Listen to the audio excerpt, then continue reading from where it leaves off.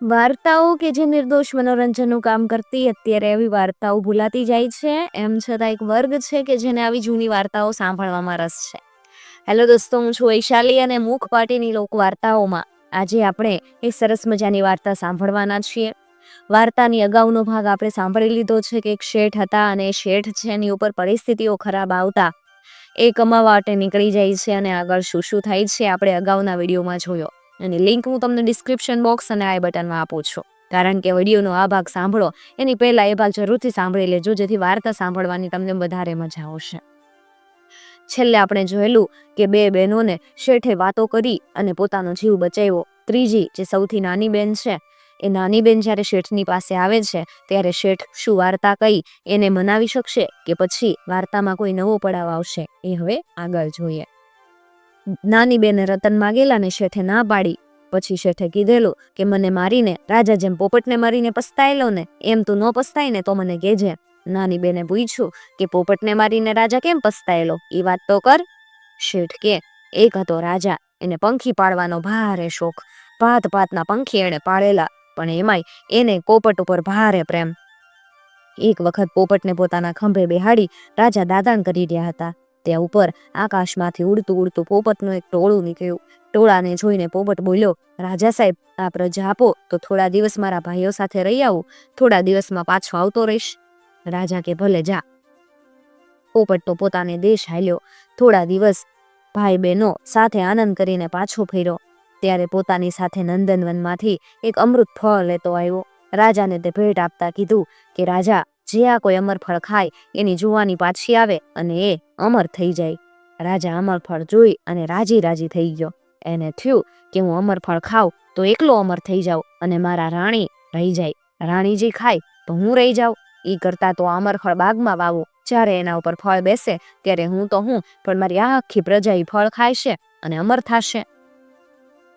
આમ બિચારી રાજાએ ફળ માળીને દઈ દીધું. થોડાક વખતમાં બાગમાં અમર વૃક્ષ ઉગ્યું. ઝાડને રૂપેરી ડાળીઓ ને સોનેરી પાન ઝૂલવા લાગ્યા. થોડા દિવસ બાદ ઝાડ ઉપર મોતી જેવા ફૂલ પણ બેઠા. ભગવાનને કરવું ને એક દિવસ એક નાગ ઝાડ ઉપર ચડ્યો અને એક ફળ ઉપર દાઢ ભરાવીને નીચે પાડ્યું.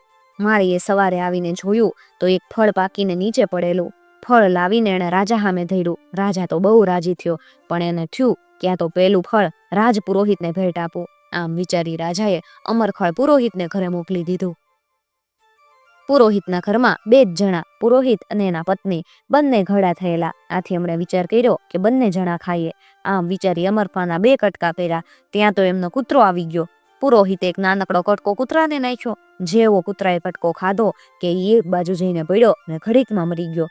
દોડતો દોડતો પુરોહિત રાજા પાસે ગયો. બધી વાત કરી. રાજાજી, આ તો અમરફળ કે ઝેર ફળ? રાજાને વિશ્વાસ ન બેઠો. એણે એનો બીજો કટકો કરી પોતાને હાથે બીજા કૂતરાને નાખ્યો. જેવો કૂતરાએ કટકો મોઢામાં નાખ્યો કે કૂતરો એક બાજુ દડી પડ્યો ને ઘડીકમાં મરી ગયો. રાજાને પોપટ ઉપર બહુ ખીચ ચડી. એને થયું કે પોપટે કુટુંબીઓને મળી અને મને મારી નાખવા પેતરો રચેલો. મને મારીને એને પાછા હાલ્યું જવું હશે. તરત એણે પોપટને પિંજરામાંથી કાઢી અને ડોક મળી નાખી. રાજાએ પેલા ઝાડ આસપાસ કાંટાની વાડ કરાવી નાખી. પેરો મુકાવી એ ઝાડના ફળ કોઈ ખાઈ ન જાય એની દાંડી પીટાવી દીધી. હવે એ શહેરમાં એક કુંભારને કુંભારણ રે. કુંભાર ભારે તીખો, જ્યારે હોય ત્યારે કુંભારણને માર્યા કરે. એક રાતે બંને વચ્ચે ભારે કજિયો થયો. કુંભારણ ઘરમાંથી ભાગી ગઈ. કુંભારણને થયું કે આ કરતા તો પેલું ઝેરી ફળ ખાય અને હંમેશને માટે મરી જાવ તો માથાકૂટ મટે. છાની માની કુંભારણ બાગમાં પહોંચી હળવેકથી એક ફળ તોડીને ખાઈ ગઈ. પાછા ફરતા અવાજ થઈ ગયો ને પહેરેગીરો દોડતા આવ્યા. આવીને જોવે તો એક 16 વર્ષની સુંદરી ઉભેલી. પહેરેગીરો એને પકડી લીધી અને લઈ અને રાજા પાસે લઈ ગયા. રાજા પૂછે કે સુંદરી, તમે કોણ છો? ડેણ છો, ડાકણ છો કે અપ્સરા છો? સુંદરી કે અરે મહારાજ, હું તો તમારા ગામની તે બુથલી કુંભારણ. રાતે કુંભારે મને મારીને એટલે હું ઝેરી ફળ ખાવા બગીચે ગઈ હતી. ક્યાં 18 અંગ વાંકા વાળી ગયેલી અને 60 વર્ષની બુથલી કુંભારણ અને ક્યાં આ 16 વર્ષની સુંદરી? રાજા કે ખોટી વાત, તારી વાતનો કોઈ પુરાવો? કુંભારણ ઘરની બધી વાત કહેવા લાગી. છેવટે કીધું કે હજી ન માનતા હો ને તો મારા ચૂલાની પાછળ પદાવી જોવો. ત્યાંથી એક ડાબલીમાં 25 રૂપિયા નીકળે તો માનજો કે હું બુધલી. રાજાએ ચૂલો ખોદાવી જોયો તો 25 રૂપિયા નીકળ્યા. રાજાએ તરત એક બીજું ફળ મંગાવ્યું, કુંભારને ખવડાવ્યું અને ખાતા વેત કુંભારે 20 વર્ષનો જુવાન થઈ ગયો. આ પછી અમરખળ ખાઈ ખાઈ અને રાજા રાણી એની આખી પ્રજા અમર થઈ ગઈ. પણ જ્યાં સુધી રાજા જીવો ત્યાં સુધી પોતાના પોપટને યાદ કરતો રહ્યો, પસ્તાતો રહ્યો. માટે હે ધુતારાની દીકરી, મને મારીને તું હંમેશા પસ્તાઈશ, એ તું યાદ રાખજે. છોકરી કે મારે તમને મારવા નથી, મારે તો રતન જોઈએ.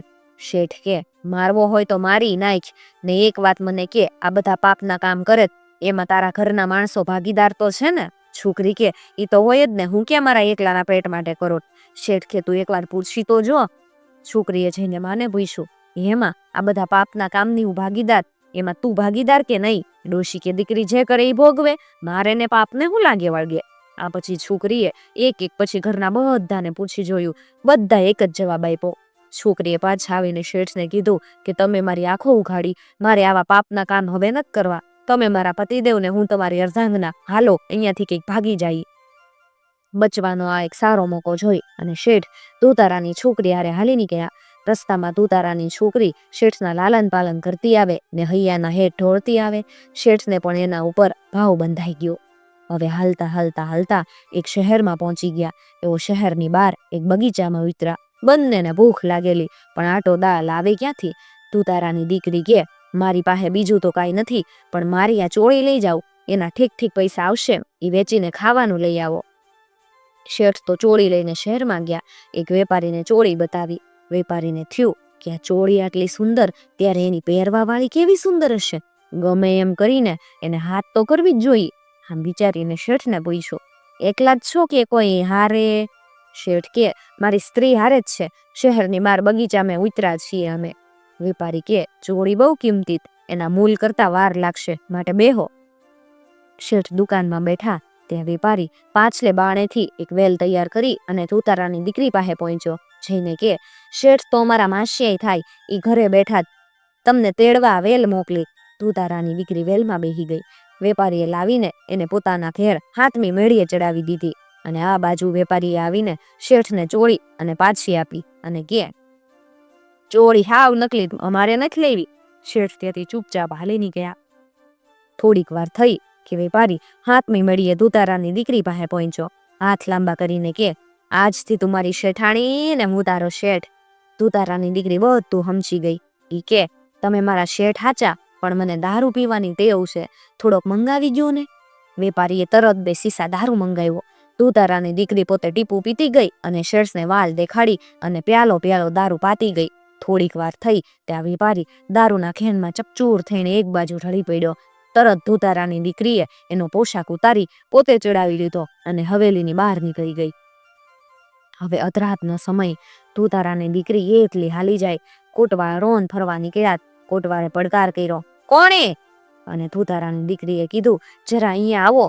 જેવો કોટવાળ પાસે આવ્યો કે આંખનો મિચકારો કરી અને ધુતારાની દીકરીએ એના ગાલ ઉપર ધડ દેતોકને તમાચો લગાવી દીધો.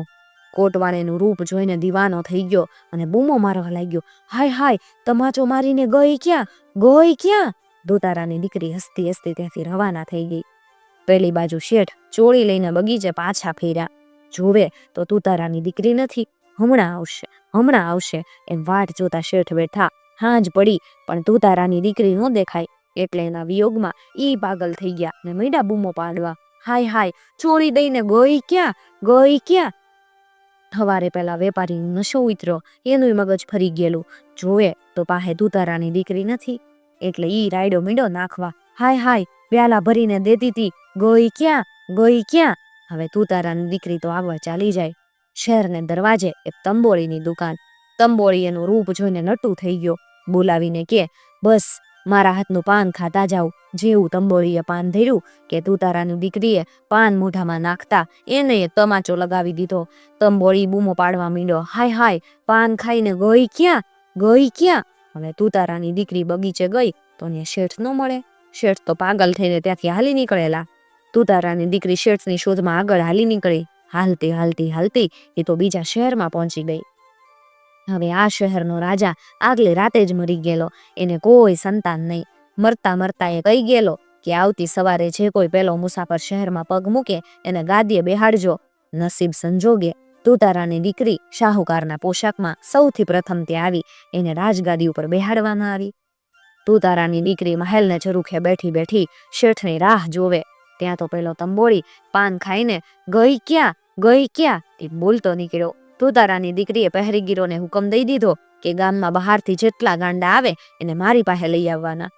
પહેરેગીરો તંબોળીને એની પાસે લઈ ગયા. તુતારાની દીકરીએ એને 5 કોડા બતાવ્યા કે તરત એનું મગજ ઠેકાણે આવી ગયો. બીજે દિવસે કોટવાળ હમણાં ગઈ ક્યાં એમ કેતો આવી ગયો. એને 5 કોડા મારીને ઠેકાણે લાવી દીધો. ત્રીજે દિવસે વેપારી આવ્યો. સૂદ સાન છે નહીં, પ્યાલા ભરી ભરી દેતી હતી. ગઈ ક્યાં એમ બોલતો જાય ને હાલ્યો જાય. તુતારાની દીકરીએ એને 12 કોરડા લગાવ્યા અને મોઢે મસ્ત ચોપડી અવળે ગધેડે બેહાડીને આખા શહેરમાં ફેરવો અને એની શાન ઠેકાણે આવી ગઈ.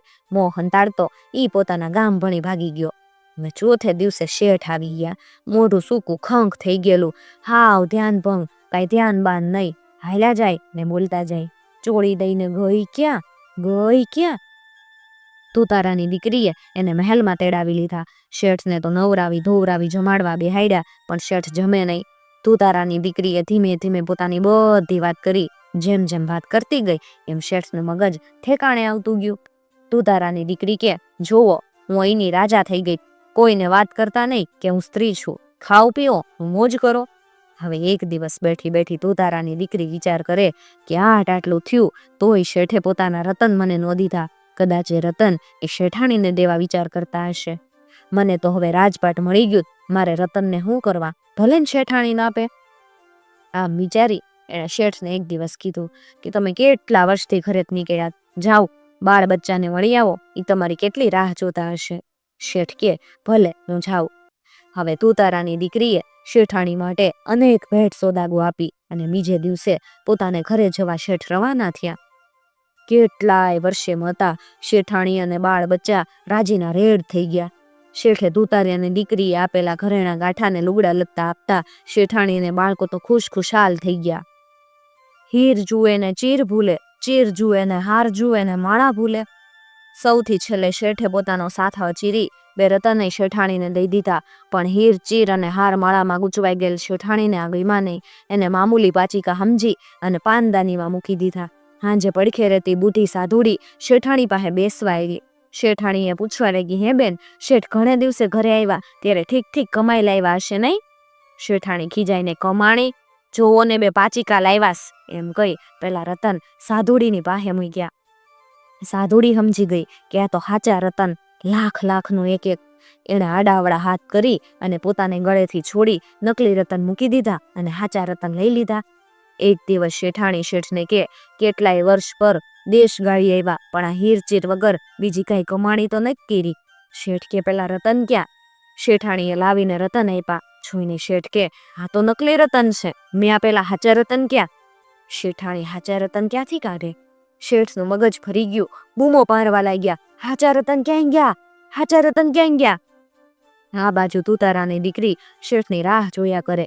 રાહ જોતા 6 મહિના વીતી ગયા તોય શેઠ પાછા ન ફર્યા. આથી રાજપાટ પ્રધાનને સોંપી એ શેઠના ગામ તરફ હાલી. પૂછતી શેઠને ગામ આવી પહોંચી. દરવાજામાં પગ મૂકતા જ શેઠ આમાં મળ્યા. દી કે દિશાનું ભાન નથી. ચકળ વકળ આંખો કરતા શેઠ બૂમો મારતા જાય, સાચા રતન ક્યાં ગયા? તુતારાની દીકરીએ વિચાર કર્યો કે ગમે એમ શેઠ પાસેથી કોઈ રતન ચોરી ગયું લાગે, રતન પાછા હાથમાં દેખે તો શેઠનું મગજ ઠેકાણે આવી જાય, એનો પત્તો મેળવવો જોઈએ. આમ વિચારી અને એણે એક સાધુડીનું રૂપ લીધું. માથે છટા ઝૂલે, હાથમાં બેરખા લટકે અને સાધુડી શહેરમાં ભટકે. પણ જુવાન સાધુડીના શાહરૂપ એને જોઈને જુવાનડા કે મને પરણ. પણ બુઢિયા કે મને પરણ. સાધુડી કે રોજ 2 સાચા રતન આપે એને પરણું. પહેલે બુઢી સાધુડીને એક જુવાન દીકરો. એણે આ જુવાન સાધુડીને જોઈ એને થયું કે આને મારા દીકરા હારે પરણાવું. જઈને એણે વાત કરી. જુવાન સાધુડી કે 2 સાચા રતન આપો તો ઘડી પરણું. બુઢી કે ભલે. બુઢીએ વિચાર કર્યો કે પહેલે દિવસ 2 રતન આપી દઈશ, 4 ફેરા ફરી લે પછી ક્યાં જવાની. જઈને એણે જુવાન સાધુડીને 2 રતન દઈ દીધા. રાતનો વખત થયો. તુતારાની દીકરી પાછલે બાણેથી નીકળી ગઈ. જઈને એણે જેવા રતન શેઠને મૂક્યા હાથમાં એટલે સાચા રતન બતાવ્યા એ શેઠનું ગાંડા પણ વયું ગયું. તરત એ તુતારાની દીકરીને ઓળખી ગયો અને પૂછવા લાગ્યો કે તું અહીંયા ક્યાંથી? તુતારાની દીકરી કે બસ આટલી જ ઓળખાણ રાખીને. કે તરત પાછો વળી નીકળીશ અને હજુ આવો જ છો. રતન મને દેખાડ્યાય નહીં અને અહીં આવીને ગુમાવી બેઠા ને. હું નો આવી હોત તો રતન ક્યાંથી મેળવત? શેઠ કે ભૂલ થઈ ગઈ, એકવાર માફ કરી દે. ધોતારાની દીકરી થોડા દિવસ ત્યાં રોકાઈ. ઈ પછી શેઠ શેઠાણી બાળ બચ્ચા બધાને લઈ અને પાછી પોતાના રાજમાં આવી ગઈ. એક દિવસ પ્રધાનજીને બોલાવીને કે હું તો સ્ત્રી છું, આ મારા ખાવીન આજથી હવે એ રાજ્ય કરશે.